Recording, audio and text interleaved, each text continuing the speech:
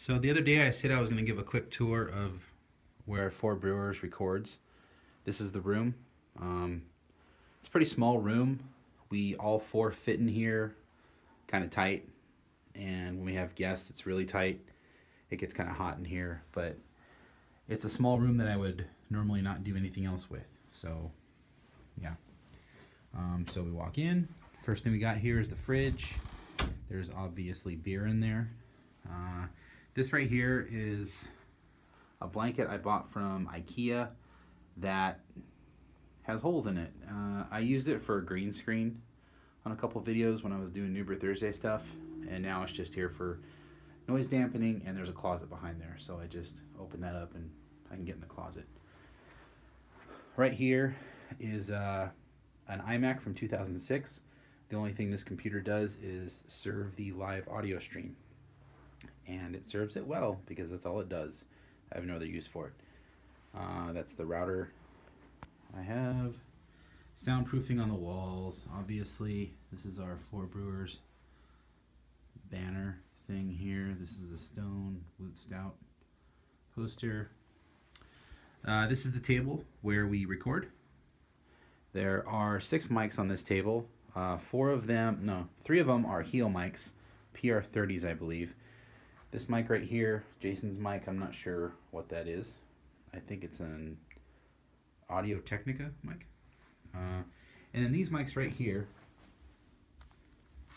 these are Behringer mics. They come in a 3-pack for $35, and they actually sound just as good as these big expensive mics. So it's up to what you want to hear and what sounds good to you. Coming over here, this is the computer where we do the live video stream from, if we decide to do that. If we do a Google Hangout with a guest, it all goes through here. The cameras I have, which there's one right there, they are Logitech C920s, I believe. There's one right there, and then there's one right there in the corner, so it kind of hits, the whole table. You can kind of see it gets this angle, and then this camera will get this angle. They're all controlled through the MacBook Pro. There's also 2 USB ports hooked up. One of the USB ports is that camera because it's on a different bus. And then the other USB port right there, along with the audio out, it actually goes to a USB 3 hub that has that camera plugged in. And it also has this little guy plugged in. This is a little Behringer USB mixer, and the only reason I have that is to get USB audio into this computer in stereo. I did not buy the proper mixer that has USB, and so that's what I bought. It was like $50. So while we're down here, there's also a Zoom H6 recorder. It's kind of hard to see in the dark right there.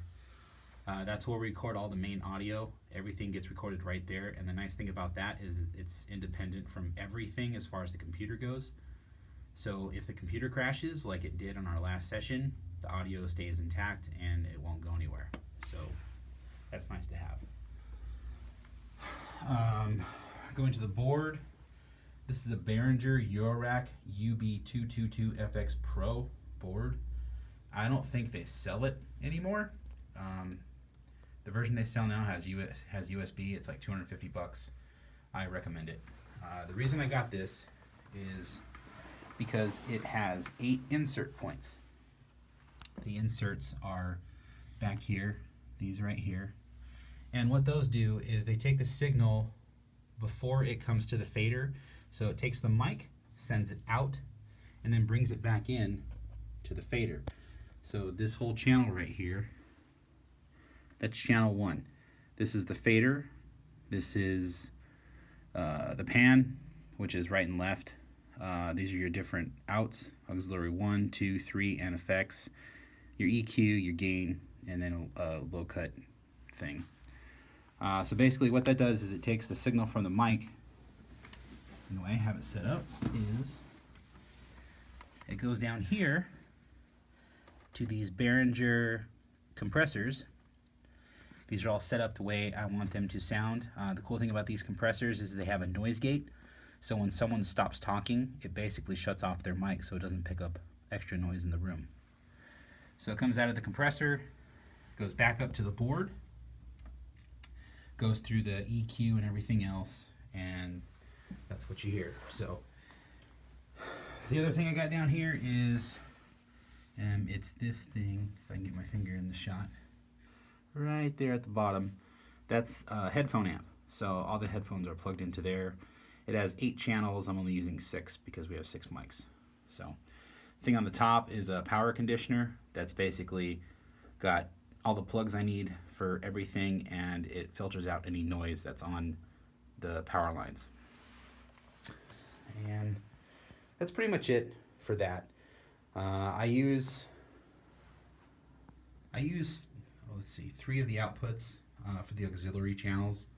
One of them I'm using for the live stream, which, if we go here, these are the outputs right here. One's for the live stream.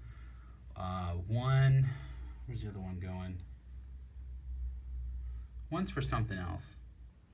I don't remember what. And then one goes to the sound bar right below the monitor right there. So I have full audio control over everything in this studio, and it's pretty sweet. Coming over here, this is probably the cheapest Acer monitor I could get. It's a 27-inch monitor, and I think it was $180. Below that is a Vizio sound bar. The reason I have that is because that monitor has very horrible speakers. It has one speaker that barely puts out any audio, so if I want to listen to anything, it comes out of that soundboard. Everything's wired pretty discreetly, kind of ran along the floor right here. This is the side of the road case, and you can kind of see the wire that runs up to that camera right there. It's kind of hidden on the black wall, and these are all the wires that go under the table. So what we have here is kind of messy looking, and you might not be able to see it all that well, but these right here, that's where all the headphones plug into. Right now there's only one headphone plugged in. That's kind of a hack I did. I can't find a snake that has 8 1/4-inch returns, and so I had to kind of make that thing, and I can get into the details of that, but I won't. This thing is a snake for the microphones. You can see there's a bunch of different inputs, mics 1 through 8, and like I said, we're using 6. So the nice thing about that is you don't have to run multiple XLRs. You just basically plug that snake, you plug all your mics into that snake, and then they're all plugged into here at the top. And so when we do shows that are on location, I just pull that snake out, I pull the headphone thing out, plug everything in, and I'm good to go. I don't have to mess with a bunch of cables. So that's really nice. The headphones we use, they're Sennheiser headphones. These are $20 a piece. Honestly, they're not very good, but they suit my needs and they look nice. So yeah, $20 each. What else we got? Soundproofing on the walls. We have this galvanized cork board, if you want to call it a cork board. It's like a cork board made out of a metal. Bunch of cords on there that I don't really use anymore. I need to actually organize that. This is my full pint hat. Yep. The door has, that's actually a mattress pad I got on Amazon. It's already starting to turn yellow, which is kind of gross, so I might have to come up with something else. But yeah, there's that green blanket. More soundproofing on the walls. The other thing I got are these curtains that are kind of cheesy looking, but on camera they look fine. They're light blocking curtains, so we can record in the middle of the afternoon, and with these curtains closed you wouldn't even be able to tell. And the nice thing about that is I can set the cameras to a fixed exposure, a fixed white balance. Everything is fixed and based off the light coming from above, so no matter when we record, it'll always look the same. So that's pretty much it. I'm sure I skipped a lot of details. If there's anything else you guys would like to know, let me know.